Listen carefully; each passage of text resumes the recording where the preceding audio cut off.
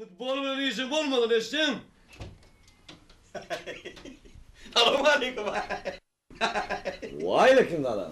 Ne hayır var? Ay tuvalet. Kovum ne adaylar? Ne sungar getir. Hayvan işe batıyor mu? Kuda aşkı. İş yakıdan kovulmazsın. Kuda aşkı. Ay Ne öğrendin? Ay tuvalet. Ay, Hayvan tanrı tuvalet. yakalamasın. Daşara bine gül yarı hova. He. Hova gün çıkayıp durmasın. Ay tuvalet. Şu an daşardan geliyorum benim. He. Kovum hava. Hova gül yarı hova. Yönü keyfine gidip görmen hova. Gelilince deyip. Asılsın. Hova. Ne mi tedik bu işledi? Baştaki yöne tədilik qolup dura. Daşlıqdan yöne tədilik qolup. Men bir ullu kanmır tədilik aydıp verelim. Bizim ol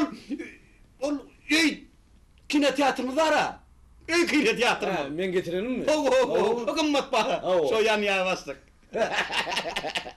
Şu yan ya. Yani abi. O bir gidecek ikazı var ha. O ne evi? O da yanlı. Birinci bilen şoları yanlı davaslık. O magazin şolarımız var ha altı değil. Tədə koyun, dükkanı koyun olmuş. Uzun hova seyirden seyirden yani. Ana şolovlan 220 liraylık toğa sokup dur olun 380 olup dur ola.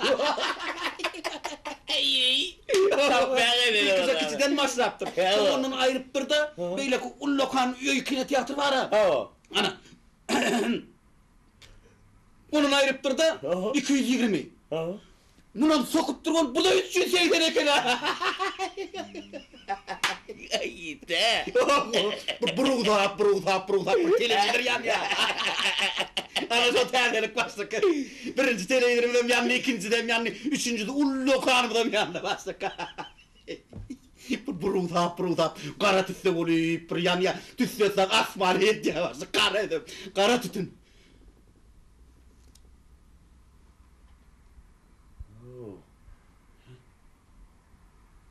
Menin tek ol öykino tiyatrodan pulun tölen oğa o men. Şeylem ya. Ona da Kim yaktı? şu tiyatro'nun oğlumuz var ya dükkanı. Altı değil yani. Ana şu yankı 220-380 çalışıp sokup durdu şu. Patron başlığıydın. Derrev ehli dükkansılar beni çağır. Derrev çağır diyen. Bol yavaş, bol yavaş.